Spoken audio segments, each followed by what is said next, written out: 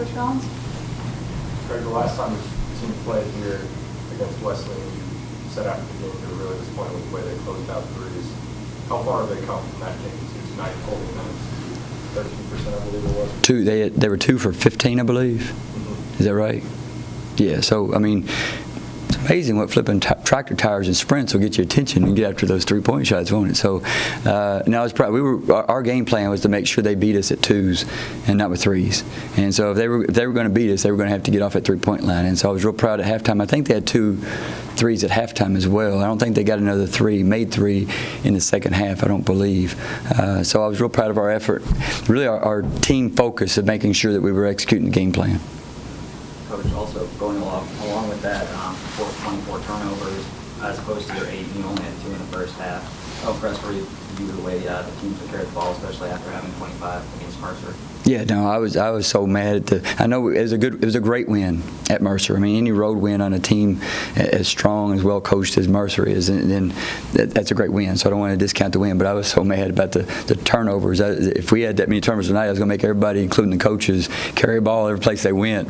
And we were just really making sure we tried to take care of the ball. And a lot of that was we were trying to do things by ourselves instead of executing the offense, moving the ball, getting into the easy pass instead of trying to make a complicated pass or a great pass. And so I thought tonight they just played within themselves in the offensive end. It was real unselfish. That's really why D. Givens had a great night because the team played well. And the team, we had Whitney Creech and Sherry Porter to step up and make big shots at Mercer. And so now you can't just guard D. Givens. You've got to guard the whole team, and that makes us better. Speaking of Sherry, how have you seen her progress? She's becoming more of a scoring option for you in years past. How many turnovers did she have tonight? What'd she have? Because she had 6. How many? 2, I believe. All right, so she's ahead of schedule. Good. She had 6 at Louisville. She had 5 at Mercer. So I told her, all right, we got 5 more games. And so she's down to 2 now, so that's good. And Whitney Creech helped her a lot tonight, handled the ball a little bit more. But Sherry's grown.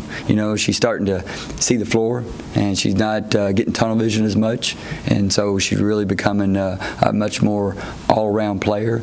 She's worked hard in the offseason, like all of them really, on areas that they needed to improve upon. She's become a 3-point threat. If you don't guard right there, she'll make one. I really like her decision making, not just with the ball, but also taking shots. She's become a pretty good decision maker on what type of shots she's taking. So yeah, she changes us. She's the fastest kid on the floor, and so she's tough to guard. And when she gets a little bit better at finding those dump offs and those kickouts for shooters and for post players, she's gonna be real hard to guard. Belmont's on a 9-0 run in the second quarter, and Whitney knocks down that 3. I heard you made her watch the team do push-ups in practice.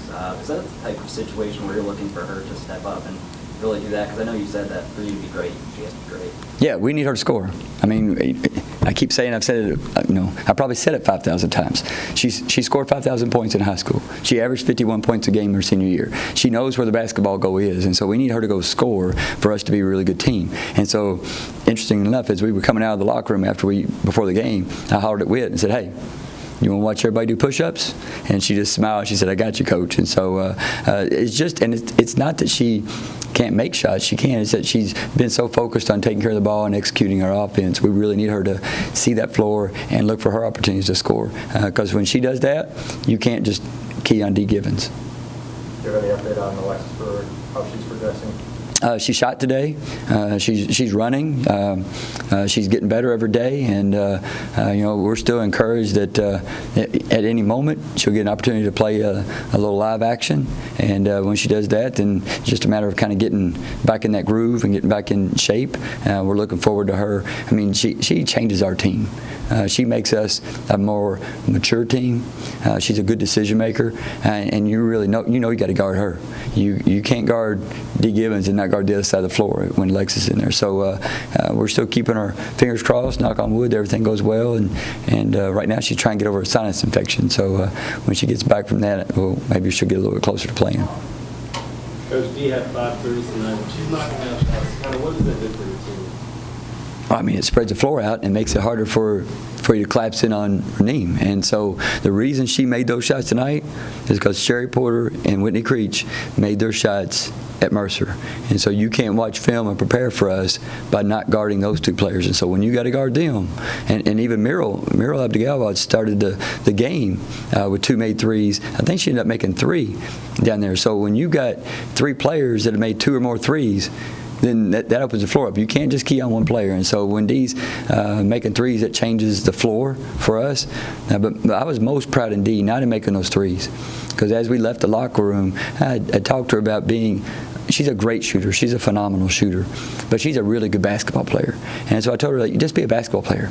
Go get steals, go get rebounds, get fouled, get to the free throw line. She's a great free throw shooter. You're not just a catch and shoot 3-point shooter. And so I thought she did all those things. And she really let her presence be known on defense. I mean, those some long arms to get the ball past. And so she did a lot more than just make threes.